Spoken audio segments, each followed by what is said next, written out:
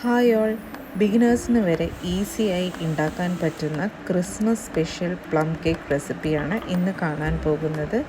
അതിനുവേണ്ടി ആദ്യം ഞാനിവിടെ എടുത്തിരിക്കുന്നത് കുരുവില്ലാത്ത മുന്തിരി, ട്യൂട്ടി ഫ്രൂട്ടി, ചെറി, പിന്നെ ഇതുപോലെ കുറച്ച് കാഷ്യൂസ്, ഡേറ്റ്സ് എല്ലാം 1/4 കപ്പ് വീതം എടുത്തിട്ടുണ്ട്.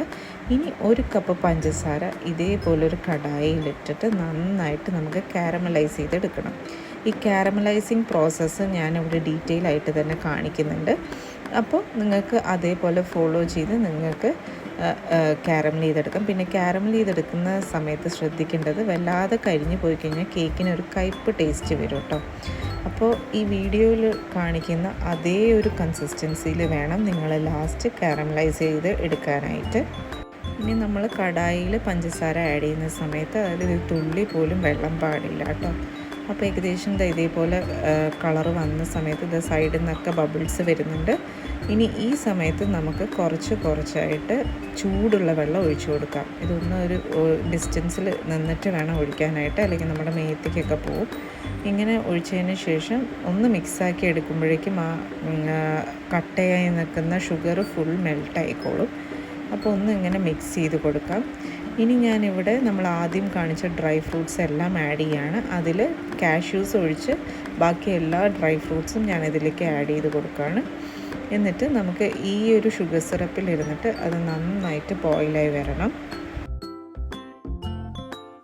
ഇനി നന്നായി ബോയിലായിട്ട് വരുമ്പോൾ ഞാനിതിലേക്ക് ഒരു 1/4 ടീസ്പൂൺ നമ്മുടെ ഗ്രാമ്പു പൊടിച്ചത് ആഡ് ചെയ്യണം കേട്ടോ. അത് ആഡ് ചെയ്യുമ്പോൾ നല്ലൊരു ഫ്ലേവർ കിട്ടും ഈ ഡ്രൈ ഫ്രൂട്ട്സിന്.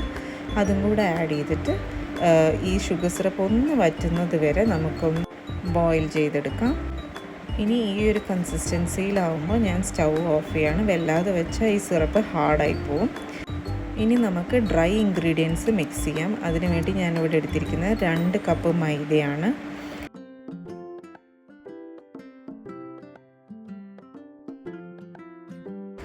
ഇനി അതിലേക്ക് ബേക്കിംഗ് പൗഡർ 2 ടീസ്പൂൺ ആഡ് ചെയ്യാം. കൂടെ 1/2 ടീസ്പൂൺ ബേക്കിംഗ് സോഡ ആഡ് ചെയ്യാണ്. പിന്നെ ഒരു 1/4 ടീസ്പൂൺ ഉപ്പും ആഡ് ചെയ്ത് കൊടുക്കുകയാണ്. ഇനി ഇത് നന്നായി ഇതേപോലെ 2-3 പ്രാവശ്യം അരിച്ചെടുക്കുക. ഇനി 4 മുട്ട ഞാൻ ഹൈ സ്പീഡിലിട്ട് ബീറ്റ് ചെയ്തെടുക്കുകയാണ്. നല്ല ഫ്ലഫി ആയിട്ട് വരണം, അതുവരെ ബീറ്റ് ചെയ്ത് കൊടുക്കുക. ഇനി അതിലേക്ക് 1 ടീസ്പൂൺ വാനില എസൻസ് ആഡ് ചെയ്യാണ്.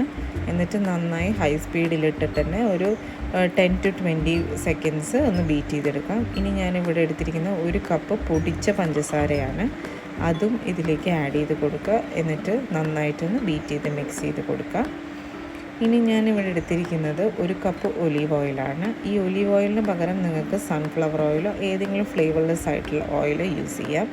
എന്നിട്ട് അതും നന്നായിട്ട് ബീറ്റ് ചെയ്ത് മിക്സ് ചെയ്തെടുക്കുക. ഇനി ഇതിലേക്ക് നമ്മൾ ആദ്യം ഷുഗർ സിറപ്പിൽ സോക്ക് ചെയ്ത് ബോയിൽ ചെയ്തെടുത്ത് ആ ഡ്രൈ ഫ്രൂട്ട് മിക്സില്ലേ അതും കൂടെ ആഡ് ചെയ്തിട്ട് നന്നായിട്ട് കമ്പൈൻ ചെയ്ത് മിക്സ് ചെയ്ത് കൊടുക്കാം. ഇനി ഞാൻ ഇതേപോലെ കുറച്ച് കാഷ്യൂസ് ക്രഷ് ചെയ്തെടുത്തിട്ടുണ്ട്. അതും ആ ഡ്രൈ ഇൻഗ്രീഡിയൻസിലേക്ക് ആഡ് ചെയ്തിട്ട് ഒന്ന് മിക്സ് ചെയ്തെടുക്കാം.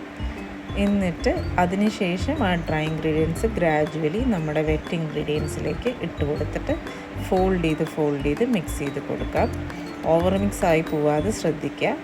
അപ്പോൾ ഇതേപോലെ കുറച്ചായിട്ട് ആഡ് ചെയ്ത് മിക്സ് ചെയ്ത് കൊടുക്കാം.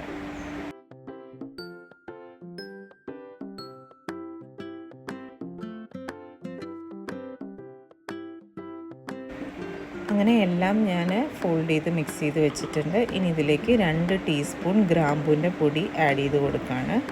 അപ്പോൾ കേക്കിന് തന്നെ നല്ലൊരു ഫ്ലേവർ കിട്ടും കേട്ടോ. ഇനി നമ്മൾ കേക്ക് ട്രേ റെഡിയാക്കി അതിലേക്ക് ഈ ഒരു കേക്ക് ബാറ്റർ ഒഴിച്ചു കൊടുക്കുക. ഇനി ഞാനിവിടെ എയർ ഫ്രയറിലാണ് കുക്ക് ചെയ്തെടുക്കുന്നത്. നിങ്ങൾക്ക് കുക്കറിലും ഈസി ആയിട്ട് കുക്ക് ചെയ്തെടുക്കാം. അതിൻ്റെ എങ്ങനെ മെത്തേഡ് എന്നുള്ളത് ഞാൻ ഡാർക്ക് ചോക്ലേറ്റ് കേക്കിൻ്റെ റെസിപ്പിയിൽ ഇട്ടിട്ടുണ്ട്. അപ്പോൾ ഇതേപോലെ ഡ്രൈ ഫ്രൂട്ട്സൊക്കെ നിങ്ങൾക്ക് ഇഷ്ടമുള്ള പോലെയൊക്കെ ടോപ്പ് ചെയ്തിട്ട് നിങ്ങൾക്ക് ബേക്ക് ചെയ്യാൻ വയ്ക്കാവുന്നതാണ്. അപ്പോൾ എയർ ഫ്രയറിൽ എങ്ങനെ ബേക്ക് ചെയ്യുന്നതിൻ്റെ സ്റ്റെപ്പൊക്കെ ഞാനിവിടെ കൊടുത്തിട്ടുണ്ട്. അപ്പോൾ കേക്ക് റെഡിയായി എന്ന് കൺഫേം ചെയ്യേണ്ടത് എങ്ങനെയാണെന്ന് വെച്ചാൽ ഒരു ടൂത്ത് പിക്ക് ഇൻസേർട്ട് ചെയ്ത് നോക്കുക കേക്കിൽ. അപ്പോൾ അത് ക്ലീനായിട്ട് വരുന്നുണ്ടെന്നുണ്ടെങ്കിൽ ഉള്ളൊക്കെ വെന്തിട്ടുണ്ട് എന്നാണ് അർത്ഥം. അപ്പോൾ എനിക്ക് ഏകദേശം ഒരു 40 മിനിറ്റ്സ് എടുത്തിട്ടുണ്ട് ഇതൊന്നും ആവാൻ വേണ്ടിയിട്ട്. അപ്പോൾ നിങ്ങൾ ഈ കേക്ക് വീട്ടിലെല്ലാവരും ട്രൈ ചെയ്ത് നോക്കുക. ഇഷ്ടപ്പെട്ടാൽ നമ്മളുടെ ചാനൽ ലൈക്ക് ചെയ്യുക, സബ്സ്ക്രൈബ് ചെയ്യുക, നമ്മളെ സപ്പോർട്ട് ചെയ്യുക. Thank you.